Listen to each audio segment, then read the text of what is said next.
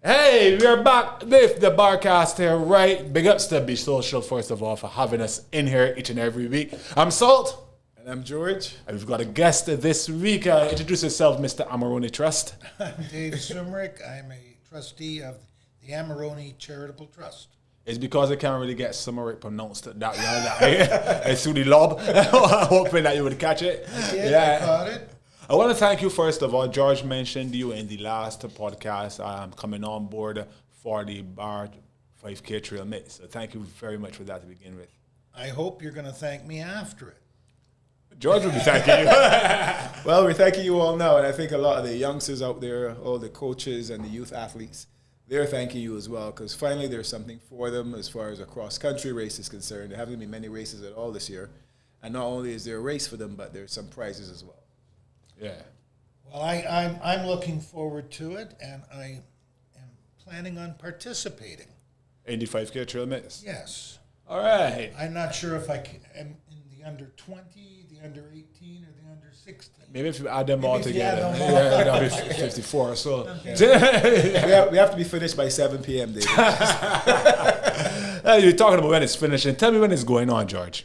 Yeah, so it's September 25th. Yeah. And just a quick recap for you. Remember, we have to try and split the race a little bit to make up for the COVID recommendations. Yeah. So it's 100 persons max per wave or per event.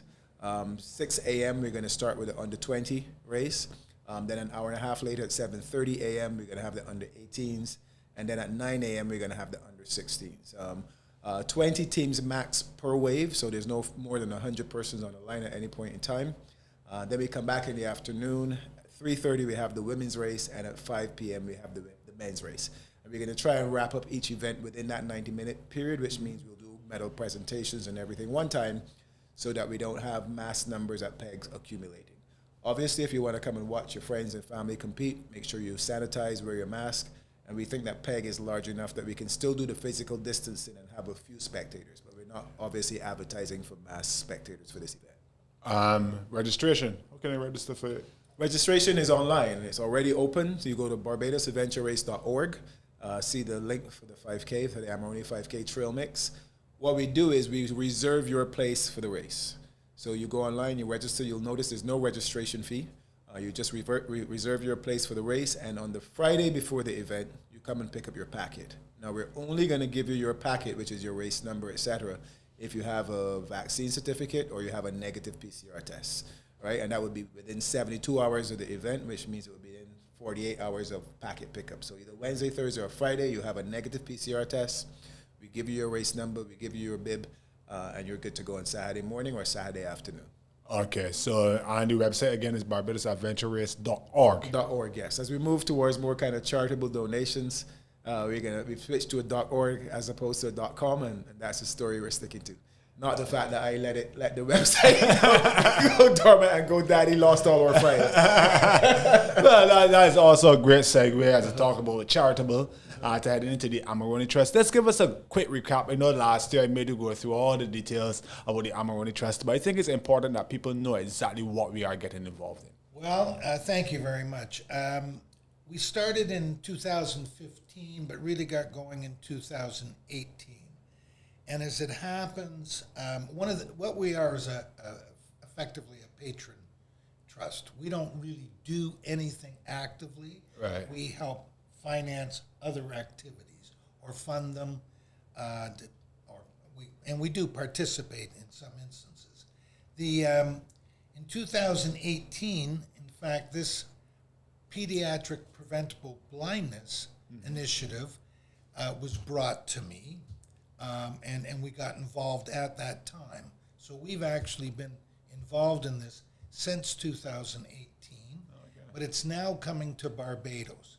But in addition to this initiative, which I'll get into a little bit later, but we also, in Barbados, we help feed the disadvantaged. We help educate some of the disadvantaged through other groups. Right. Be they Eden, what is it called? Eden Lodge Youth Charitable Trust, the Fisher lady, Bellamy Thompson, Bellamy Thompson. Yeah, we've been supporting her for since 2018. Right. in fact, and other things that come up. We also right now have an online tutoring initiative that we have financed that's just getting started. And as George knows, George and I, well, we've known each other a long time, but we got involved in a charity endeavor. I thought y'all had gotten involved. Sorry.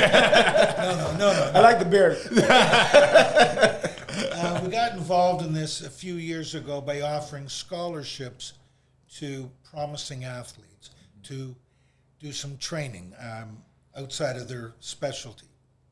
And over the years, this year we had, 2 Olympians that had been through the program? Yeah, absolutely. We had Tia Donde Bell and Mario Burke who passed through the program. And so that was somewhat gratifying because we've had a few people go through it, and to see them at the Olympics, and I got to know both of them. Good. Nice. Bit. And I have a third one. The trust has a third one. Antoine Boyce Vaughn. You know him well. I couldn't remember his middle name. Yeah. Right. Antoine had the unfortunate circumstance of losing his leg to cancer a few years ago. I feel bad for making that joke now. As you should. Right. And he, as therapy for that, he went and started to swim. And is now he's the only Barbadian in the Paralympics. Congratulations to him, man. Because the Amarone Trust, y'all helped make that possible, no? Well, we bought him his prosthetic leg at the time because he's a nice young man and he's got a lovely mother who's very supportive. So I feel very good about the fact that he is where he is. We also help out in places like Haiti, as you can imagine. Right now they need some help. And but I'll segue into the Pediatric Preventable Blindness Initiative. Yeah. This started in about 2018 in Suriname. What it is it's a screening process to screen young children, infants actually, not young children, but mainly infants, to see if they have an eye disorder that can be either rectified or at least Prevented even. It can prevent blindness or other eye impairment.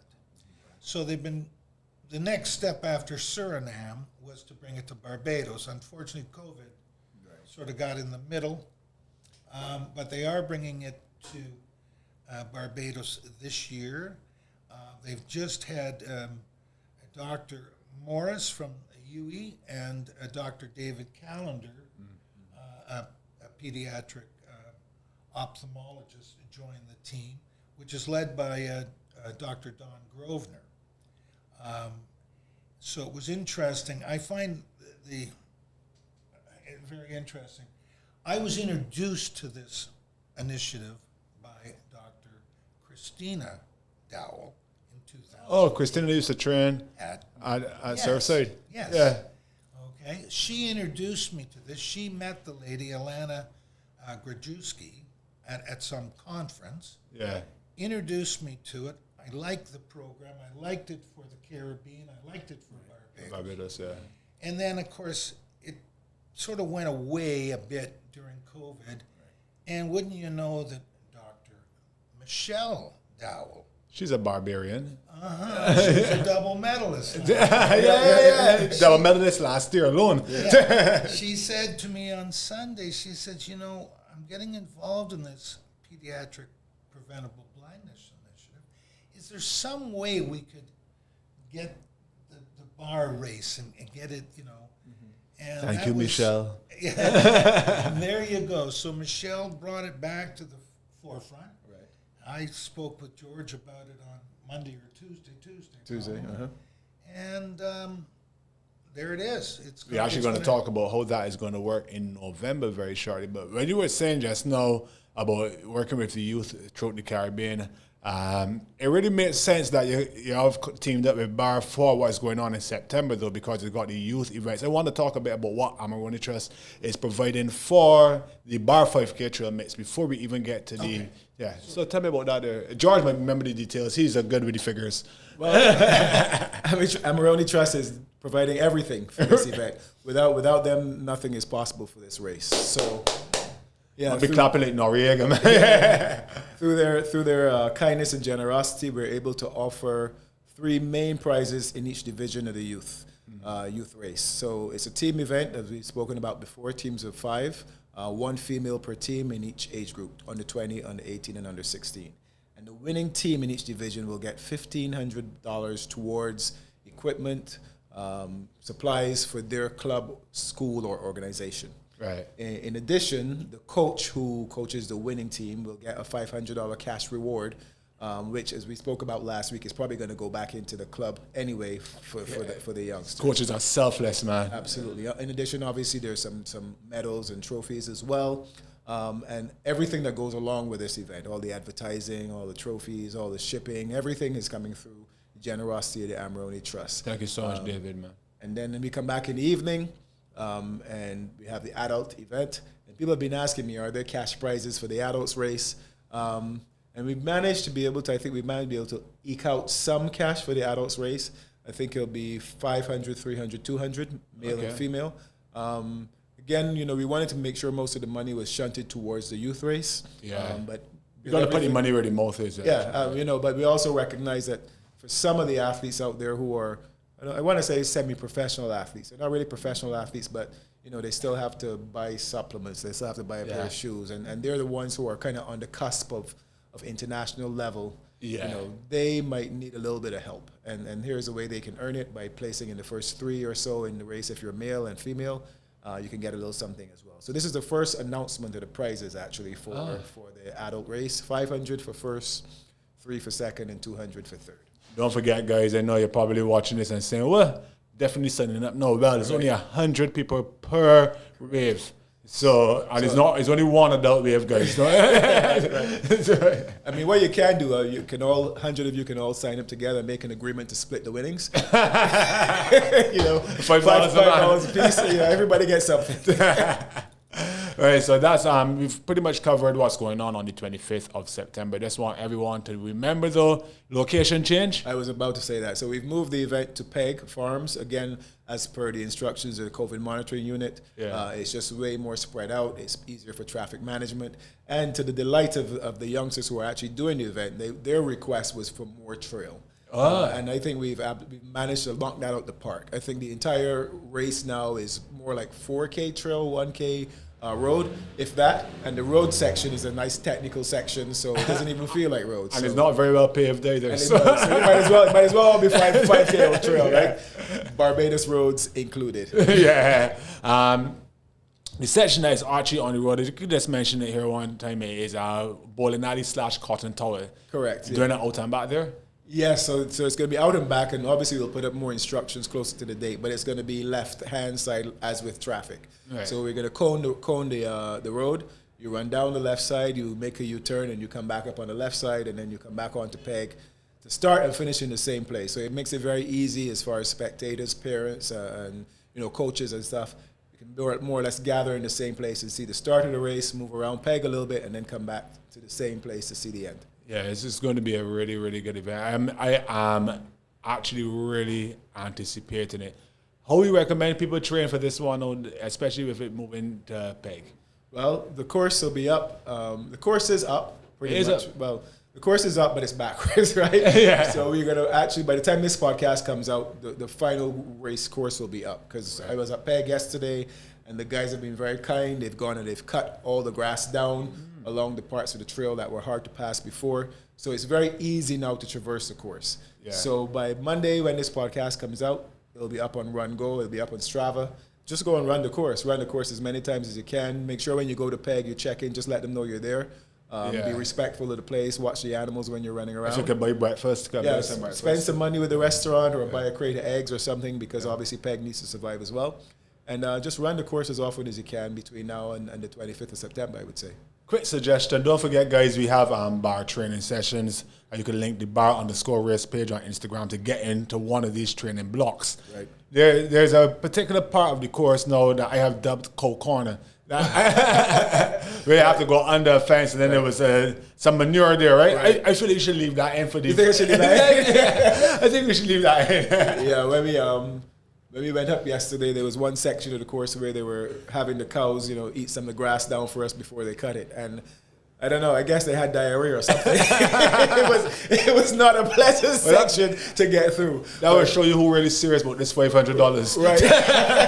Yeah, maybe we'll leave it. All right, good. So I think we've covered September the 25th. We're going to head speedily on down. Don't forget, we got pop-ups in October, guys. Every month in bar is something different. We didn't want to talk about August anymore. We did the coast to coast then. October is going to be pop-up, so stay tuned to the bar_race Facebook page, Instagram page for that.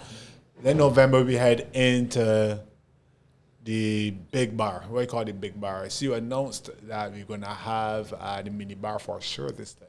Yes, thanks to the PVH group and title sponsor Bayview Hospital. Yeah. They're taking the title sponsorship for the mini bar, which is a kids event. 2 divisions, 4 to 7, and we're allowing the parents to run along with the young 4 to 7s, and then we have 8 to 11. So it's going to be about 600 to 800 meters for the 4 to 7s and about 1,000 to 1,200 for the 8 to 11s. And really, it's about starting to establish these habits from young. And I'm sure the kids are going to come out there and show us how to really tackle these obstacles. Yeah, that the age naturals. is no fear, it's just playing. So yeah, come out and support the young ones. We want this to be the start of something big as far as the kids are concerned. All right, and David, you were telling me that I'm finally going to be able to make the podium for sure this year because you pretty much introduced your own podium this year, the Charity Podium for November. Well, the one I knew I would never get on.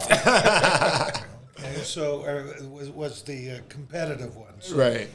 Yes, what we're going to do is, I believe we're going to do it for each race, George. Okay, that's throughout good. the weekend. Yep. Not just the singles Right. race, but this is sort of happening as we're speaking. Right. Okay, we all privy to the negotiations, guys. We can see just how good a businessman the George is. The idea is for you, for example, to go get sponsored. Yeah. Okay, get pledges from others for your participation. If you get, $10,000 in pledges and you're number one, you will win first prize for your race. And because there's teams. There's teams as well, yes. We almost have to do it by race. Correct, exactly. So in any event, what the prizes are is a work in progress. But I think there'll be decent prizes. We'll make sure they're decent prizes. And the idea is to raise this money for the Pediatric Preventable Blindness Initiative. Yeah. And this money is going to go directly to what's happening in Barbados and the Caribbean. This is not going anywhere else. It's not going for administration. It's going to be funds that are raised. So I'm very excited about that. We'll see. Amarone, as you know, is putting up funds to put on the race, the singles. Singles, yes, the Amarone Singles Bar. Mm-hmm. Singles bar, and we put up prize money for the cash prizes, and we will match that money like we did last year for this initiative. But I was looking for a way for actually to get this initiative out there in the public. This is the Preventable Blindness. Pediatric Preventable Blindness Initiative. And that's why I keep repeating it, because I'm hoping that by repeating it, we'll all get to know what it is, and we'll make up literature with it on, so that when it goes out before the race and when you're going out to get sponsors, and I hope people take it seriously. I mean, it's a way to get on the podium. I could get on the podium this year. It's the focus of the bar race this year. For the singles, this is the recipient. Yes, yeah, it's the recipient of the charity. This is the recipient, and so today I just tried to encroach on the other races to see if I can't raise a little more money and awareness. Yeah, and I think I don't see any problem with it. It's got my sign off, and I'm sure the other sponsors will be happy to support it as well. So that gives us quite a few podiums because it gives us a podium for the open team race. It gives us a podium for the open singles race. It gives us a podium for the competitive singles race, a podium for the corporate, a podium for the kids, and a podium for the competitive team race. Yeah. So that's 6 podiums. Six, I count 6, yeah. I didn't even hear. When you said the open singles, is that the 5K or? Well, this is it. So if we add open singles for the 5 and open for the 3, right, then we have another 2. So potentially there's 8 podiums, which means there's 24 people who could win prizes by going out there and raising money. I would like 24 people we need to raise some money too. Yeah, I feel like we should make it like a minimum amount. Mm-hmm. I feel like we shouldn't give somebody, the prize can be worth more than the amount of money you raise. Is what you're saying. you raise $25 and we send you on a trip to Paris or something. we feel like I didn't know Amarone Trust was balling like that. But well, hopefully we're getting these trips to Paris from some of our other sponsors and get them donated towards the charitable initiative. So we're going to come up with those are definitely the number of podiums and the number of people who can win prizes. So we just need to flesh out all the prizes, and like I said, we're going to make sure all our sponsors support the event. Every contact that we have, we're going to pull on those to make sure the prizes are attractive enough to make people want to go out there and raise some money. All right, I just I brought it up. We're going to mention it again. New event this year, 5K singles. You think you might maybe use the same course that we're using for the trail mix for the 5K singles? It's going to be exactly the same course. The only difference would be the way the obstacles are laid out between the 5 and the 3. So for those of you who may not be aware, BAR is hosting the World Obstacle Caribbean Championships as well this year over the Amarone Singles Bar. So you can now you can win your place to Jamaica next year for the World Obstacle, what's it called, the Commonwealth Championships. And then from there you can qualify for the World Obstacle Games, which I think the location has been moved from Russia, but we're not sure exactly where it is yet. They haven't finalized the new location. But we're hoping it's no longer in Russia, no longer in Sochi. But they'll figure it out. So we're gonna have 2 races, and this is one of the things that's been a little confusing for people, right? Because they're both sponsored by Amarone, right? So they're seeing the Amarone 5K Trail Mix and the Amarone 5K in November, and they're thinking it might be the same event. Right. So we've made a point of putting OCR next to that event on the website. So in November, the only races in November are all obstacle course races. Every race in November is an obstacle course race. The 5K obstacle course race is a new event for BAR, and that will take place on the Friday afternoon. So if you think that you prefer the slightly longer distance in the 3, if you think you'll be more competitive, then you'll do that event instead. But it is a jam-packed weekend of races and fun and fitness for the whole family, for sure. Have you still got any room for any more sponsors for anybody watching right now? We do have room for supporting sponsors. And they say in these things like money saved is money earned, right? Yeah. So if somebody wants to come along and give us something that's going to save us money, for example, construction material, that type of thing, then we're happy to take it and we'll use it. That's one of our main costs, actually, obviously, building obstacles. Yeah, because of Stephen as well, he's one of the people that behind the scenes but really makes BAR happen. Absolutely, and this year we've brought on another sponsor as well on the construction side, CSIA Construction, and what they're going to do for us is they're going to build a couple new walls for us, and they'll have them branded on the course. But yeah, if you want to get involved in BAR, you let us know if you think you have something to contribute. We'll give you a branded obstacle so you still get some exposure out of it. And we can definitely help to make this event a big success this year if we can get some more support, for sure. I was watching, I was on the BAR_race Instagram page, and I saw when you made the announcement for the mini bar, that you said you had actually refused a few sponsors before. Right. How important is brand synergy for you? With your BAR being your baby, and you wanted to have brands or corporations that represent the same ideologies as BAR as a sponsor? Absolutely. There are some corporate entities out there with a lot of money to spend. Mm-hmm. And sometimes, when you're in these situations, you're like, well, we need the money, so maybe we have to kind of turn a blind eye to the fact that they're selling, high sugar drinks to kids and, really fattening foods and so on. But I've tried to stay away from that. That's why we've kind of grown organically. We didn't start out from a position where we had, a whole bunch of money to start this event. We started small, and anything we had left over from one year, we put into the next event. Thankfully, some of the people want to give back the prizes too. Exactly. That was how we started. The first thing that won gave back the money. Yeah. So, you know, they were like, this isn't enough money, George, you keep this. So yeah, we want to make sure that we have brands that align with our own philosophy. I mean, we started out from me hiking St. John and seeing all the plastic bottles and waste along the course and wanting to do something to raise some money to start cleaning up some of the trails. So it has to be in line with our philosophy. And Bayview Hospital obviously is in line compared to some of the other brands that have approached us. Yeah. No offense to anybody, but you know, it has to be maybe they can still sponsor a wall. Maybe, maybe we can still take you for sponsor a wall down in the forest where nobody can see you. David, I bring this question to you now. How does BAR and the philosophy of BAR line up with the Amarone Trust? It lines up very well. We are trying to encourage youth sports.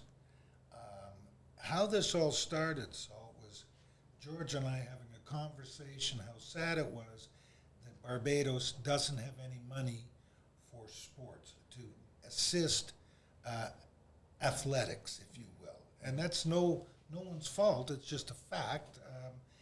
And so we brainstormed really what could we do to help promising athletes and children, and not children, young adults. Mm-hmm. So obviously BAR is a unique, I'll say a unique sport. I mean, it builds character, mm-hmm. and you have to work at it. I see you and your cohorts training. Mm-hmm. I get tired out watching. Right. You know, I got to go home and have a nap. But so it aligns very well. I mean, the charity's here to fulfill needs. Right. If somebody else was out there, and George knows this, I'm sort of like this charity's like okay, if you guys don't do it, we're not having the race. Well, so we do it. Right. And if you find somebody, we don't need the advertising. That's why I'm trying to promote other charities. Right. They're trying to raise money that we're assisting. If they can raise it, then raise the profile through the awareness from this particular event. That's perfect. That's our real thing. We're not. The Amarone Charitable Trust does not raise money for itself. Right. It has its own money. So Pediatric Preventative Blindness Initiative, guys. Any way you want to say it. It's actually the other way around? No, Preventable, that blindness initiative. Yeah. And the only reason I know it is because it's right here in front of me. But anyways, so it aligns very well, I think. I mean, I'll tell you that in 2018, I was looking for the trust to get involved in a preventative health, whether it was diabetes, it doesn't matter, you know, just whatever we could get into that was considered preventable health, and this fell in my lap, if you know what I mean. So, and it's up there, it's preventable. Right. So, George, we're talking now about young people in athletics, and where this here came to mind, it's just a little bit off topic, was because you were mentioning that they got a lot of people that when they come out of secondary school, they came out of BSAT, and they still have the athletic talent, they still got the prowess, but they're not necessarily in the US system, or they may even have gone over to college and come back. They still have the talent, but there's always that drop-off when you're out of that structured system, and that is what you all are combining to try to provide, at least for these young athletes who are just, as you said, on the cusp of international elite level running, because we just saw Sade run second yesterday in Diamond League. I have no doubt that that's because she's been training over in Jamaica and getting in that training. So I think that is actually very commendable, and it is what we need in Barbados to get our sportsmen and women to that next level, also maintain that level.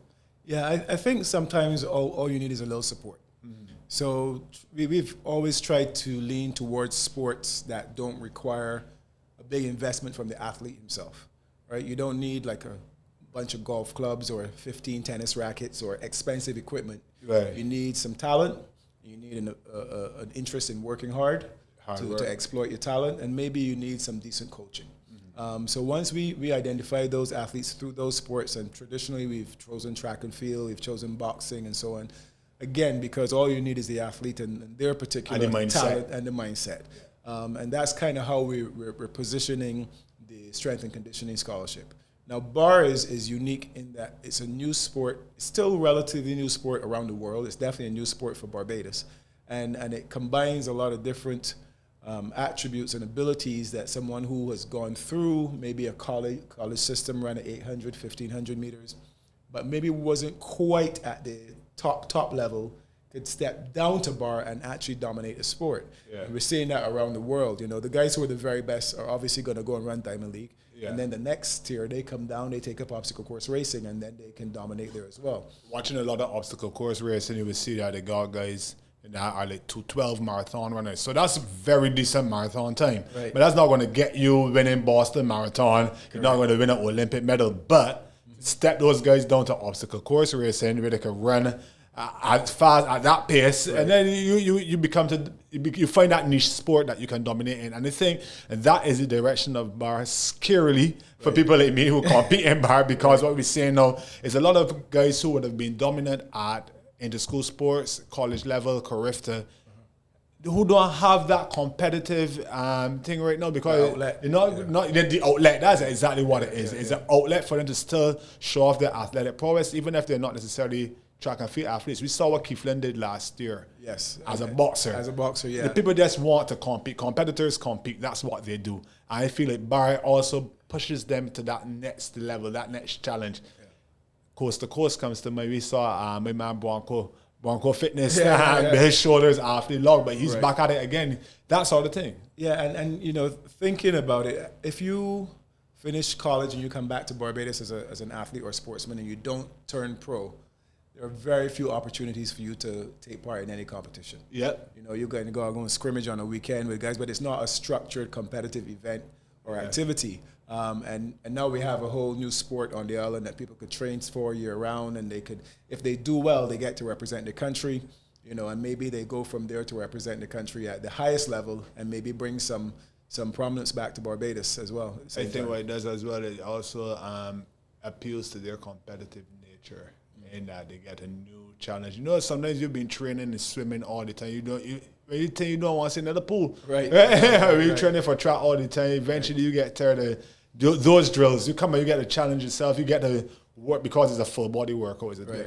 Yeah, we could talk about BAR all day, David. Trust me. But I think the point needs to be made is that once you move away from those guys, super competitive, super gifted athlete, BAR is just a fun event, right? After that, it's a fun event. Learning new things and climbing over the obstacles and running through the mud and so on. It's the type of thing you just want to get your buddies together and go out on the weekend, have the experience, have a beer afterwards, talk about it, and look forward to the next one for sure. And take it under my advice: beers taste 10 times better after a BAR race, especially Banks beer.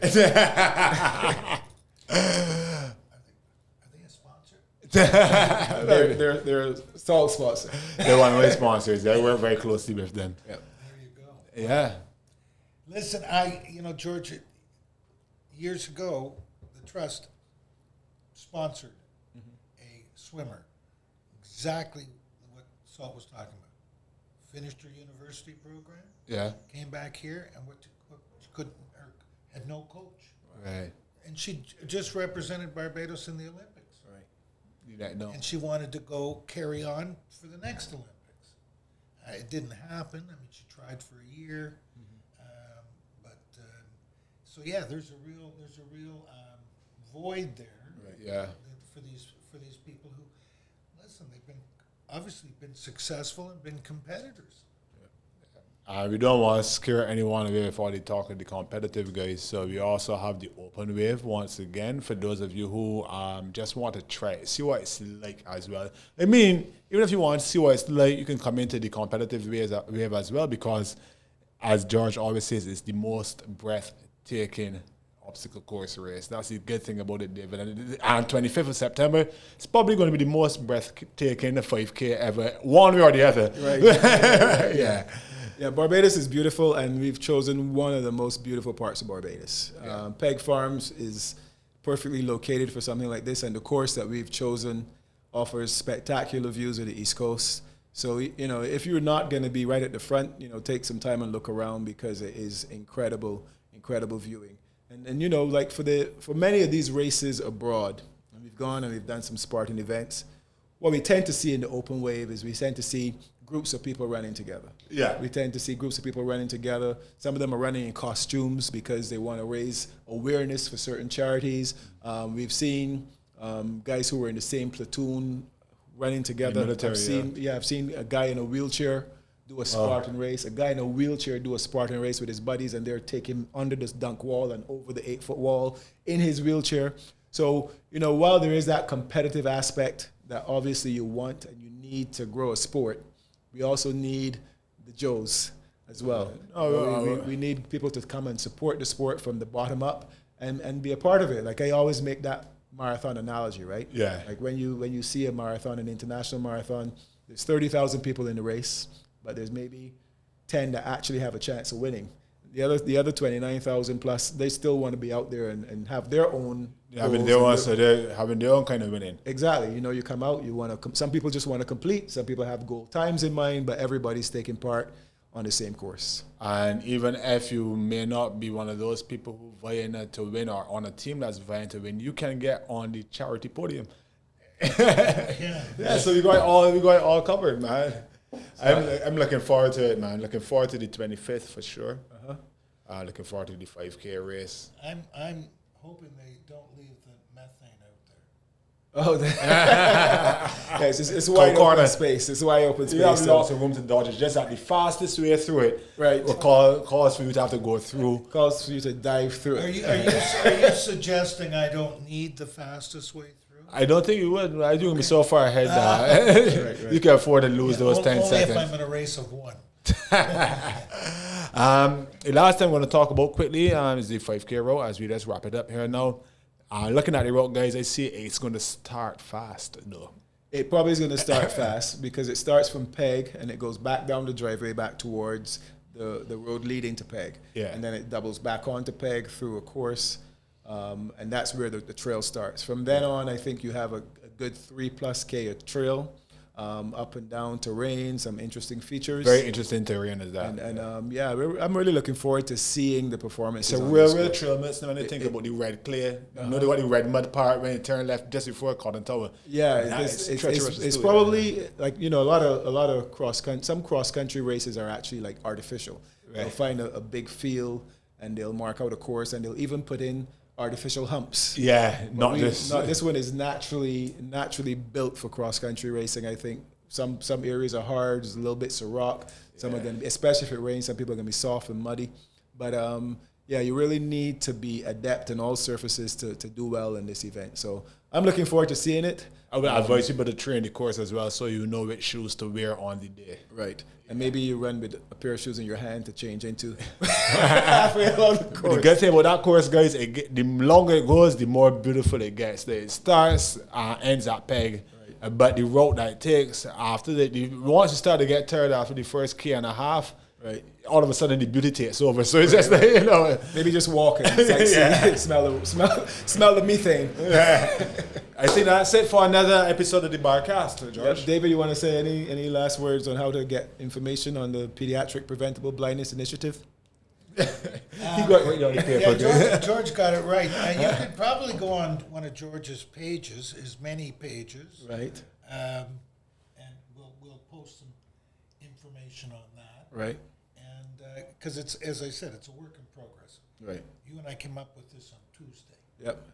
But by the time the podcast comes up, there'll be something on the bar_race page telling you how to get involved with our Charity Podium.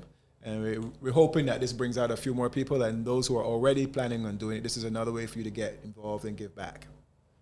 Yes. Well, I want to thank you both for having me on. Thank you. It's been my pleasure, and I hope to see you on the 25th of September. I think the beard looks good on you. I feel like the beard has done more for you than George. 20 years of training. Grow a beard. All you had to do was grow a beard, man. All right, guys, that's it for the Barcast.